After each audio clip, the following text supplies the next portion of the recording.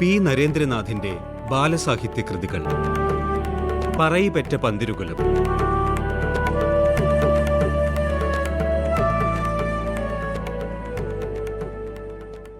ഞാനൊരു ഭ്രാന്തനാണെന്ന് എല്ലാവരും പറയണു.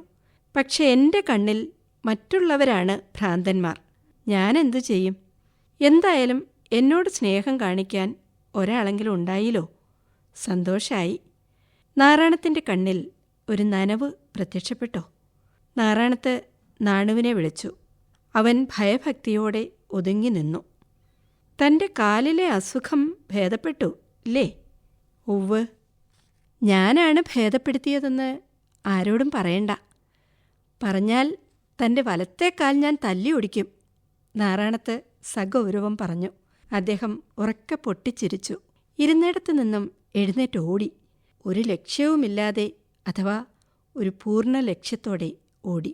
അഗ്നിഹോത്രി ആ ചിരിയുടെ ശബ്ദത്തിൽ ലയിച്ചു നിന്നു. ചുറ്റുമുള്ള സമൂഹത്തിൻ്റെ ചിരിയല്ലേ താനീ കേൾക്കുന്നത്?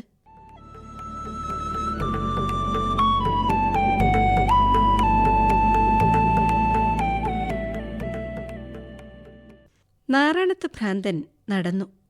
പാടവരമ്പിലെത്തിയപ്പോൾ അഭിമുഖമായി പെരുന്തച്ചൻ വരുന്നത് കണ്ടു. എന്താ വിശേഷം നാരായണത്തെ? പെരുന്തച്ചൻ ചോദിച്ചു. ഒരു വിശേഷവുമില്ല. മഴയ്ക്ക് തീ പിടിച്ചാലല്ലേ വിശേഷമാകൂ. കാള പ്രസവിച്ചാലല്ലേ വിശേഷമാകൂ, നാരായണത്ത് പറഞ്ഞു. നാരായണത്ത് ഇവിടെ എപ്പോഴെത്തി? 2 ദിവസമായി. ആട്ടെ, ഒരു വിവരം ചോദിച്ചോട്ടെ? ചോദിച്ചോളൂ. കയ്യിലുള്ള പൊതിയിൽ ഉളിയല്ലേ? അതെ. ഉളി കൊണ്ട് മനുഷ്യൻ്റെ കഴുത്ത് ചെത്താൻ പറ്റുമോ? നാരായണത്ത് ഭ്രാന്തൻ ചോദിച്ചു. ഉളി മരം ചെത്താനുള്ളതാണ്. മനുഷ്യൻ്റെ കഴുത്ത് ചെത്താനും ഇതുകൊണ്ട് പറ്റും കേട്ടോ, നാരായണത്ത് പറഞ്ഞു.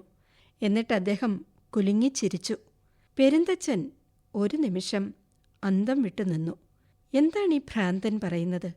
ഉളി കൊണ്ട് എന്തിനാണ് മനുഷ്യൻ്റെ കഴുത്തറുക്കുന്നത്?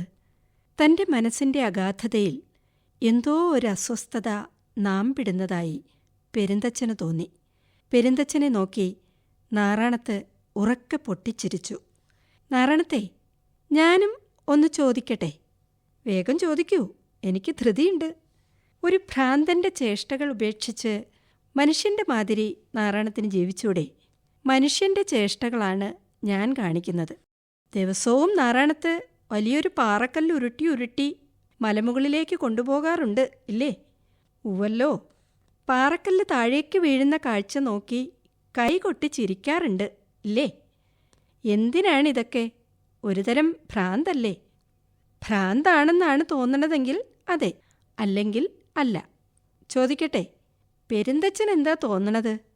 ഇതിലൊക്കെ ഒരുപാട് അർത്ഥമുണ്ടെന്ന് തോന്നണു.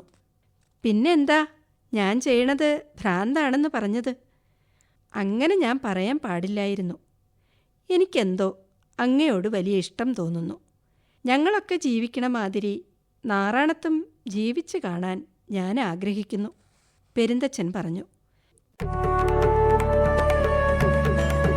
പി നരേന്ദ്രനാഥിന്റെ ബാലസാഹിത്യ കൃതികൾ വായിച്ചത് പ്രീതി.